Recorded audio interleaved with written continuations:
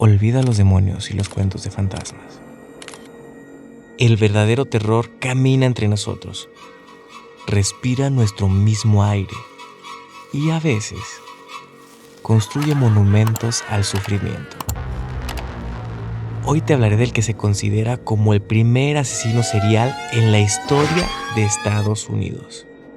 Un verdadero arquitecto de la muerte que llevó aquel viejo dicho de que hay que tenerle más miedo a los vivos que a los muertos, a su extremo más escalofriante.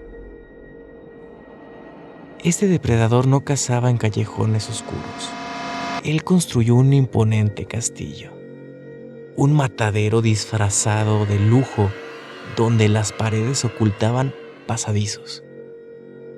Las habitaciones se llenaban de gas y los sótanos albergaban horrores indescriptibles. Prepárate, porque las torturas grotescas e inhumanas que este monstruo perpetró en el silencio de sus pasillos son tan perturbadoras que te arrepentirás de haberle dado play a este video antes de dormir. Bienvenidos a las sombras de esta historia. Soy Pepe Pinal y hoy en Nociones de Ultratumba no vamos a hablar de un monstruo de leyenda. Vamos a hablar de un hombre que convirtió la eficiencia en carnicería. Imagina nada más Chicago 1893, la muy conocida como la Ciudad Blanca. Un fénix de acero y luces eléctricas de Tesla que emergen de las cenizas del gran incendio. Es el cenit del optimismo humano. Una utopía neoclásica donde el futuro parece brillante. Pero ese fulgor solo servía para proyectar sombras más densas sobre el barrio de Inglewood. Allí, en la esquina de la calle 63 y Wallace, se alzaba una estructura pseudo-medieval que los vecinos llamaban el castillo. Para los 27 millones de visitantes de la Exposición Mundial, Chicago era el sueño americano. Para Herman Webster Mudgett, mejor conocido como H.H. Holmes, era un osario potencial. Holmes no era un loco con un cuchillo, era un company man de la muerte. Un tipo que operaba con la frialdad de un contador y la precisión de un cirujano. Nació, según sus propias palabras, con el diablo junto a su cama.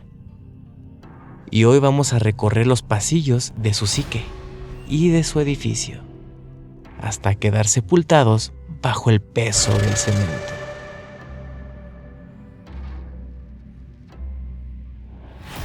Nada nace de la nada. El horror de Holmes nunca fue combustión espontánea. Fue una construcción lenta. Viajemos a Gilmanton, New Hampshire, en 1870. Un pequeño niño de 9 años llamado Herman es arrastrado por acosadores escolares hacia la oficina oscura del miedo local. Allí lo fuerzan a un brazo traumático con un esqueleto humano. Lo que debió ser un castigo se transformó en una epifanía macabra. El miedo se transmutó en una fascinación patológica por la anatomía. Herman no vio la muerte como el final, sino como una herramienta. Tras graduarse de la Universidad de Michigan y perfeccionar el arte de robar cadáveres de la morgue para cobrar seguros fraudulentos, el Dr. Holmes llegó a Chicago en 1886. Era el hombre mejor vestido de la ciudad. Ojos azules, mirada apacible, modales impecables. Su primera conquista no fue una víctima, sino una farmacia. utilizó su carisma para desplazar a la dueña legítima y establecer su centro de operaciones. Holmes fue el primer depredador genuinamente moderno. Utilizó el sueño americano como camuflaje burocrático. Mientras otros buscaban monstruos con colmillos en el bosque, él llevaba un traje a medida y gestionaba la muerte como una transacción bancaria. Ahora hablemos de arquitectura. Para Holmes, construir no solo era un arte de habitar, sino el arte de atrapar. Su edificio no era un hotel, era una trampa casi biológica, diseñada con una sofisticación malévola. Aplicó una estrategia de compartimentación absoluta, muy parecida a la que tenía Sarah Winchester, de la que, por cierto, ya también tenemos un video respecto del tema, para que lo vean. Despedía constantemente a los contratistas para que ninguno conociera el plano total de la estructura. Ese edificio maldito era el reflejo físico de su psique fragmentada. Imagina ser un huésped en el segundo piso. Caminas por un pasillo que parece estirarse. Intentas abrir una puerta, pero esta está cerrada por fuera. Subes una escalera con la esperanza de encontrar la salida, solo para toparte con un techo sólido. El castillo era un laberinto de geometrías imposibles, diseñado para inducir una desorientación sensorial total antes de tu captura. Y luego estaban las cámaras, habitaciones insonorizadas, recubiertas de amianto y hierro, equipadas con tuberías de gas controladas desde la oficina de Holmes. Él se sentaba allí, en su santuario de roble y pólizas de seguro, y giraba su pequeña llave. El siseo del gas llenaba el espacio mientras él observaba a través de las mirillas ocultas. No buscaba placer sádico, buscaba eficiencia. Cuando el silencio ganaba la partida, entraba en juego la logística del desecho. Un montacargas oculto bajaba los cuerpos directamente al sótano. Allí, en un osario industrial de piedra, Holmes operaba su laboratorio de disección. Cubas de ácido sulfúrico, mesas de cirugía y un horno crematorio que rugía suavemente en la penumbra. Pero aquí viene lo más aterrador. Holmes recuperaba su inversión. Desencarnaba los cuerpos con la destreza de un carnicero de élite y vendía los esqueletos articulados a las facultades de medicina. Podría decirse que el asesinato era solamente un subproducto de una operación financiera sumamente exitosa. Debemos despojar a Holmes de la capa de vampiro gótico. Era un confidence man, un estafador de sangre fría. Mataba cuando el asesinato era la forma más corta de cobrar un seguro. Y su obra maestra del horror fue el caso Peterson. En 1894, Holmes decidió que asesinar a su socio, Benjamin Petersell, era más rentable que seguir estafando juntos. Lo mató con cloroformo. Le quemó el rostro para que pareciera un accidente. Y por supuesto, cobró su póliza de seguro. Pero lo que siguió fue un ejercicio de crueldad que desafía la comprensión humana. Holmes emprendió un viaje a través de Estados Unidos y Canadá, moviendo a la familia Pitesel como piezas de ajedrez.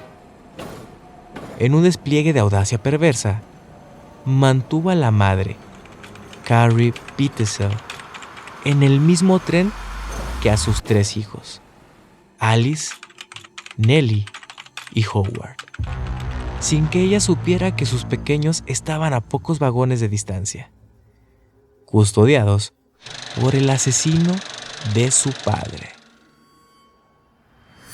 Holmes le sonreía a los niños, les entregaba cartas falsas de su papá, pero en su bolsillo apretaba un frasco de cloroformo. El detective Frank Geyer, en una cacería tensa que duró meses, finalmente halló al horror. En Toronto, en el sótano de una casa rentada, desenterró los cuerpos de las niñas. En Indianápolis, en una estufa de cocina, encontró los restos de un pequeño cráneo y dientes carbonizados. Era Howard, de apenas 7 años.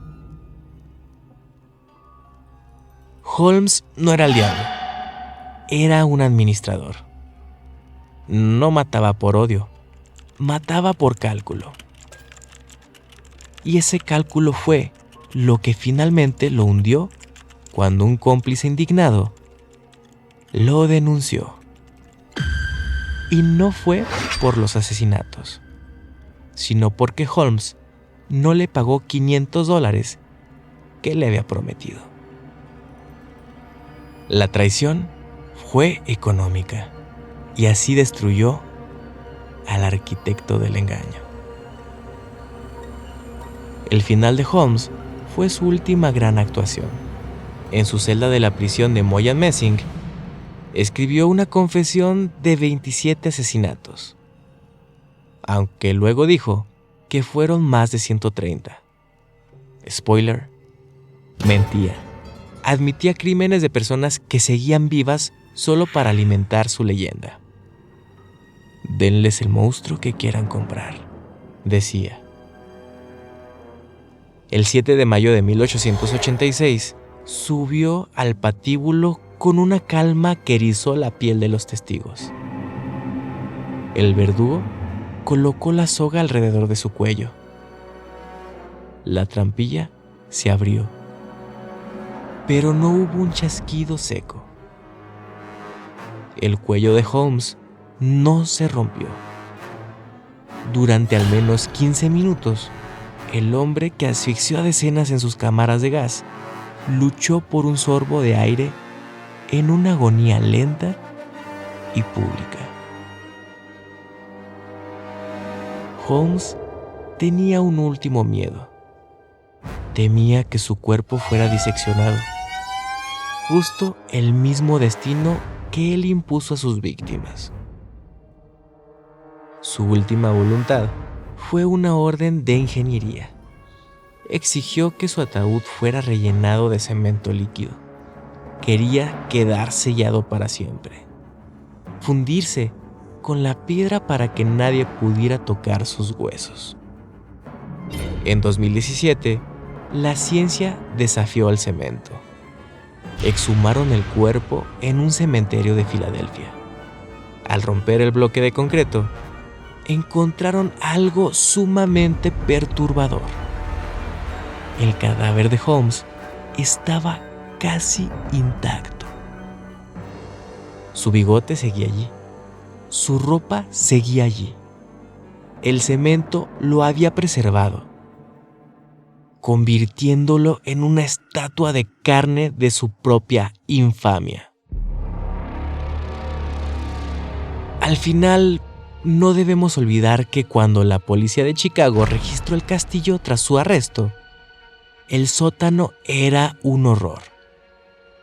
Encontraron restos óseos, pelo y ropa en los hornos y pozos de ácido. Sin embargo, la tecnología forense de 1895 era muy rudimentaria. Los cuerpos estaban tan destruidos, desmembrados o disueltos que fue imposible identificar a quién pertenecían o cuántas personas diferentes habían ahí adentro. Los historiadores modernos estiman que la cifra real de víctimas pudo haber estado entre las 9 y las 50 personas. Pero el mito de los 200 muertos se quedó para siempre en la cultura popular gracias a la prensa en esos años. El horror de H.H. Holmes no reside en sus pasadizos o en sus hornos. Reside en su capacidad de habitar entre nosotros con modales impecables. Nos recuerda que el mal más profundo no siempre grita. A veces lleva un título de medicina y gestiona la tragedia con la precisión de una transacción bancaria. Holmes murió, pero el castillo sigue proyectando su sombra sobre el psique americano. Él no pidió el cemento para que no robaran su cuerpo. Lo pidió para asegurar que el mundo nunca supiera dónde termina el hombre y dónde empieza el mito.